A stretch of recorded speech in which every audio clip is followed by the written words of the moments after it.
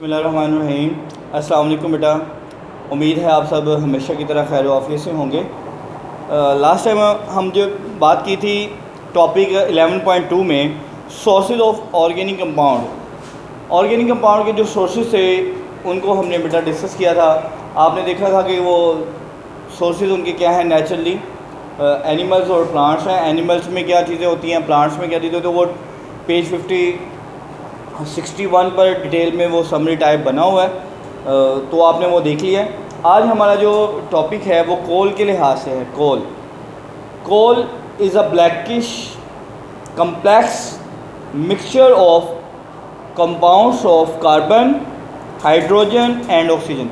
Carbon, hydrogen and oxygen का ये complex mixture है, ठीक है, ब्लैकिश फॉर्म में होता है। It is also contains small amount of nitrogen and sulphur compound. इसमें थोड़ी बहुत मिकदार में सल्फ़र और नाइट्रोजन के कंपाउंड्स भी पाए जाते हैं। तो ये डेफिनेशन के तौर पर आप फर्स्ट लाइन कर सकते हैं।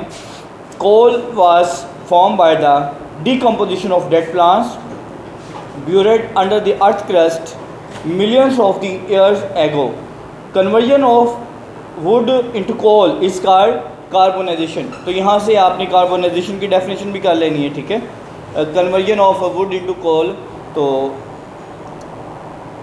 ये कार्बोनाइजेशन की डेफिनेशन होगी। It is a very slow biochemical process. ये एक बायोकेमिकल प्रोसेस है और वेरी स्लो है, बहुत ही ऐसा ये कन्वर्ट होता है वुड से किसमें, कोल में। It take place in the absence of air under high pressure and high temperature over a long period of time about 500 million of years as shown in figure 11.2. Wood contains about 40% carbon.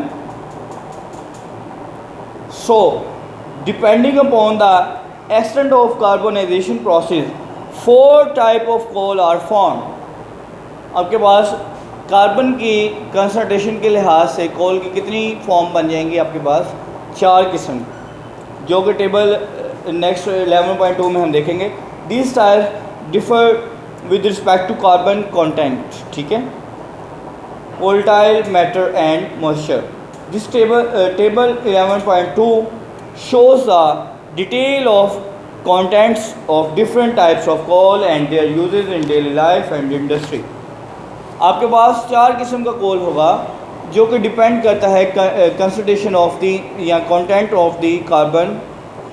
Carbon की जो carbon के लिहाज से कोल की 4 types बनाई गई हैं, उनको हम 11.2 पर टेबल 11.2 में डिस्कस करते हैं, जो कि पेज नंबर 62 पर है।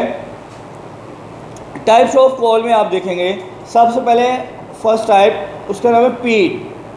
60% इसमें कार्बन होती हैं, कार्बन की जो मिकदार है वो 60% है। अब इसका यूज़ क्या है, it is the inferior quality coal use in kiln. ये मतलब फर्नेस या भट्टियों वगैरह में यूज़ किया जाता है, और ये घटिया किस्म का, या कह सकते हैं कि इसकी जो क्वालिटी है वो कोई इतनी अच्छी खास नहीं होती।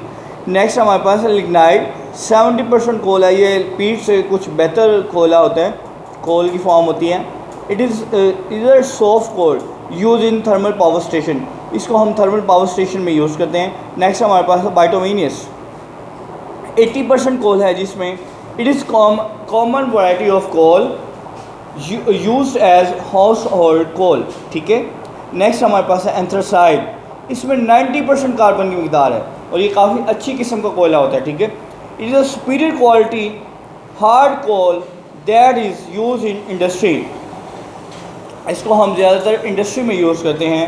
कोल has become a major source of organic compounds, major source of organic compounds because of destructive distillation.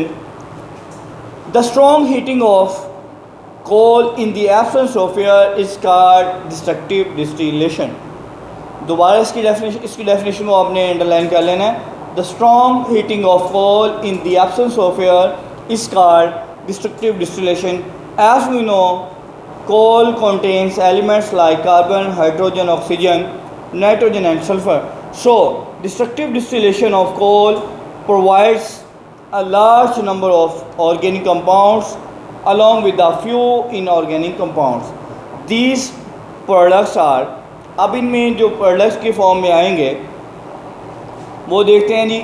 After destructive distillation आपके पास कौन से प्रोडक्ट्स बने हैं। नंबर 1 पे है coal gas is a mixture of hydrogen, methane and carbon monoxide.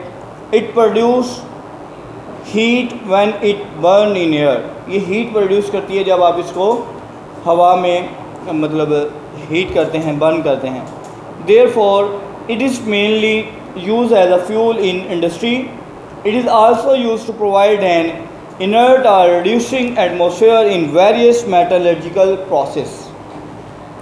Next हमारे पास जो प्रोडक्ट है वो है ammoniacal liquor. It is a solution of ammonia gas in water. Water में अमोनिया गैस का जो सोल्यूशन है इसको आप अमोनिका लिकर बोलते हैं। It is use to prepare nitrogenous fertilisers.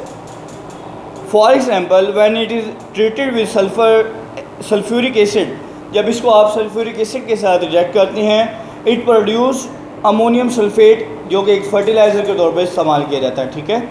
Next हमारे पास है जी coal tar. Coal tar it is a thick black liquid.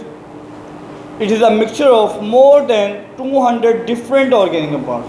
ये एक मिक्सचर है जिसमें आलमोस्ट 200 तो कंफर्म है, उससे भी ज़्यादा डिफरेंट ऑर्गेनिक कंपाउंड्स होते हैं कोल टार में। मोस्टली एरोमेटिक, ये ज़्यादातर एरोमेटिक फॉर्म में होता है। These compounds are separated by fractional distillation. Some of the important aromatic compounds are benzene, phenol, aniline, ठीक है, etcetera. These chemical are use to synthesise drugs. अब ये जो आपके पास प्रोडक्ट्स आए हैं जिनमें बेंजीन है, फिनॉल है, टॉयलिन है, एनिलीन है, अब इनको हम मज़ीद कहाँ इस्तेमाल करते हैं तो synthesise drugs, dyes, explosives, paints, varnishes, plastics, synthetic fibre and pesticides. ये जो कीड़े मार अद्वियात होती हैं जो कि हमने फसलों में कीड़े मकोड़ों को दूर करने के लिए यूज़ करते हैं, उसको पेस्टिसाइड्स बोलते हैं। Besides these valuable chemical, the black residue of the coal tar is called pitch. यहाँ से आप पिच की डेफिनेशन भी अंडरलाइन करेंगे। ये शॉर्ट क्वेश्चन बन सकता है, what is pitch of coal. Besides these valuable chemical, the black residue of the coal tar. Coal tar का जो ब्लैक कलर का रेजिड्यू बाकियात बच जाती हैं उसको आप पिच बोलते हैं। It is use for surfacing of road and roofs. छतों में या रोड के जो सरफेसेस हैं उसको मतलब मेंटेन करने के लिए आप इस्तेमाल करते हैं।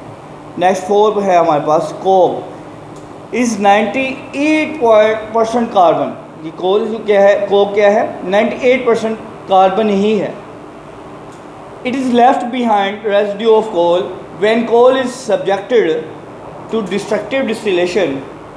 It loses all its volatile components and leaves behind a solid residue called coke। फिर जाके आपके पास एक कोक बचता है। तो यहाँ से आपने कोक की डेफिनेशन भी कर लेनी है। ठीक है। It is mainly use as a reducing agent in extraction of the metal specially iron. Metal को एक्सट्रैक्ट करने के लिए आप इसको यूज़ करते हैं कोक को। It is also use as a fuel, और इसको आप फ्यूल के तौर पर भी इस्तेमाल कर सकते हैं। ठीक है। तो आज का जो हमारा टॉपिक है वो उसको बेटा हम वाइंड अप करते हैं।